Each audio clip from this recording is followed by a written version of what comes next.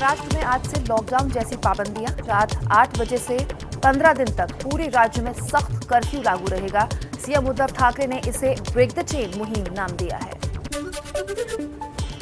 महाराष्ट्र में आज से जरूरी सेवाओं को छोड़कर सभी दुकानें और दफ्तर बंद रहेंगे। बेवजह घर से बाहर निकलने पर सख्त कार्रवाई। सिर्फ जरूरी सेवाओं से जुड़े लोग ही आ जा सकेंगे। महाराष्ट्र में लोकल, बस, हवाई जहाज समेत पब्लिक ट्रांसपोर्ट के तमाम साधन खुले रहेंगे, लेकिन केवल जरूरी सेवाओं से जुड़े लोग ही इनका इस्तेमाल कर सकते हैं। महाराष्ट्र में सिनेमाघर, थिएटर, पार्क, जिम और स्पोर्ट्स कॉम्प्लेक्स बंद रहेंगे। फिल्म सीरियल्स की शूटिंग पर भी 15 दिन तक रोक है। होटल और रेस्टोरेंट्स बंद रहेंगे, लेकिन फूड पार्सल की इजाजत होगी। महाराष्ट्र में बैंकिंग सेवाएं जारी रहेंगी, लेकिन सभी पूजा स्थल, स्कूल, कॉलेज, निजी कोचिंग क्लासेस और सैलून, ब्यूटी पार्लर 1 मई सुबह 7 बजे तक बंद रहेंगे। सीएम उद्धव के महाराष्ट्र में 1 मई तक सख्त पाबंदी के ऐलान के बाद मुंबई के लोकमान्य तिलक टर्मिनल में जुटी भारी भीड़। पुलिस ने काबू पाने के लिए लाठीचार्ज कर दिया। भगदड़ मच गई। सीएम उद्धव ठाकरे ने कहा, महाराष्ट्र के 7 करोड़ लोगों को 1 महीने तक 3 किलो गेहूं, 2 किलो चावल देंगे। रजिस्टर्ड फेरी वाले, रिक्शे वाले और मजदूरों को 1500 रुपए की आर्थिक मदद दी जाएगी। सीएम उद्धव ठाकरे के मुताबिक और कोई रास्ता ही नहीं, इसीलिए महाराष्ट्र में सख्त पाबंदियां लगाई गई हैं। कोरोना हुआ आउट ऑफ कंट्रोल, हालात बेहद डरावने हैं, तमाम सुविधाएं कम पड़ गई हैं। सीएम उद्धव ठाकरे ने कहा, महाराष्ट्र में मौत का आंकड़ा और बढ़ रहा है, ऑक्सीजन की कमी हो गई है, इसीलिए बाकी राज्यों से हम चीजें मंगा रहे हैं। केंद्र सरकार हमें और ऑक्सीजन दे, इसकी सख्त जरूरत है। सीएम उद्धव ठाकरे का दावा, सभी जिला अधिकारियों को मरीजों की सुविधाओं के लिए 3000 करोड़ का फंड दिया जाएगा। महाराष्ट्र में रोज 40 से 50,000 रेमडेसिविर दवा का इस्तेमाल हो रहा है। मुंबई में नाला सुपारा के विनायक अस्पताल में ऑक्सीजन की कमी से 7 कोरोना मरीजों की मौत का आरोप। परिजनों ने अस्पताल में जमकर हंगामा किया।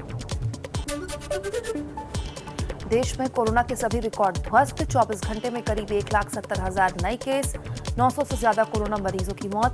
संक्रमित देशों की सूची में दूसरे नंबर पर भारत। देश में कोरोना के हालात पर पीएम मोदी आज सभी राज्यपालों के साथ चर्चा करेंगे। शाम 6:30 बजे वर्चुअली बैठक है। उपराष्ट्रपति वेंकैया नायडू मौजूद रहेंगे। पिछले गुरुवार को पीएम मोदी ने तमाम राज्यों के मुख्यमंत्रियों से संवाद किया था। उन्होंने कहा था कि लोगों की लापरवाही और प्रशासन की सुस्ती की वजह से कोरोना बढ़ा। दिल्ली में कोरोना का खतरा और बढ़ गया है। 24 घंटे में अब 13,468 नए केस आए हैं। 81 मरीजों ने दम तोड़ दिया। संक्रमण दर 13% के पार है। मुख्यमंत्री अरविंद केजरीवाल बोले, दिल्ली में हालात काबू में है, लॉकडाउन की जरूरत नहीं। अस्पतालों में हालात बिगड़े तो लॉकडाउन के बारे में सोचेंगे। दिल्ली, यूपी, गुजरात, राजस्थान के अलावा उत्तराखंड और तमिलनाडु जैसे कई राज्यों से तेजी से बढ़ते कोरोना के केस सामने आ रहे हैं। मौतों की संख्या बढ़ रही है, रोज रिकॉर्ड टूट रहे हैं। गुजरात और कर्नाटक के मुख्यमंत्रियों ने फिलहाल राज्य में लॉकडाउन लगाने से इनकार किया। एबीपी न्यूज से बोले, हालात से निपटने में हमारी सरकार सक्षम, लॉकडाउन नहीं, नाइट कर्फ्यू काफी। यूपी में और बढ़ी कोरोना की रफ्तार। 24 घंटे में 18,000 से ज्यादा नए संक्रमित लोग मिले। 85 लोगों की मौत। अकेले लखनऊ में ही 5,000 से ज्यादा नए केस सामने आए। यूपी में बढ़ते कोरोना संक्रमण पर इलाहाबाद हाईकोर्ट का योगी सरकार को निर्देश। कहा, नाइट कर्फ्यू की जगह प्रभावित शहरों में 2 से 3 हफ्ते के लिए पूर्ण लॉकडाउन पर विचार करें। अपने दफ्तर के कुछ अधिकारियों के कोरोना संक्रमित होने पर यूपी की सीएम योगी आदित्यनाथ ने एहतियातन खुद को आइसोलेट किया। कहा, संक्रमित अधिकारी मेरे संपर्क में थे। लखनऊ में धार्मिक गुरुओं के साथ बैठक में सीएम योगी ने कहा, लापरवाही से बड़ा कोरोना जाति और मजहब नहीं देखता, मानवता को आस्था से ऊपर रखें। उत्तराखंड के सीएम तीरथ सिंह रावत का अनोखा ज्ञान। कहा, मां गंगा की कृपा से कुंभ में नहीं फैलेगा कोरोना। कुंभ की मरकज से तुलना नहीं हो सकती। कुंभ मेला खुले मैदान में है।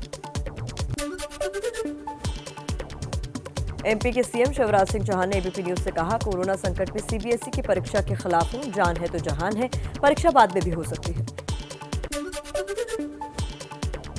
छत्तीसगढ़ के रायपुर में बढ़ते कोरोना को देखते हुए इंडोर स्टेडियम को कोविड सेंटर में बदला गया।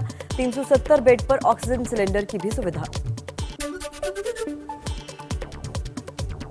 दुनिया भर में इस्तेमाल हो रहे विदेशी टीकों को भारत में मिलेगी जल्द मंजूरी। सरकार ने ट्रायल प्रक्रिया तेज की। टेस्ट से 7 दिन के अंदर मंजूरी संभव। राजस्थान में टीकाकरण के बीच रेमडेसिविर इंजेक्शन की बढ़ती मांग। गहलोत सरकार ने खुली बिक्री पर बैन लगाया। प्रदेश में करीब 2000 इंजेक्शन की रोजाना खपत।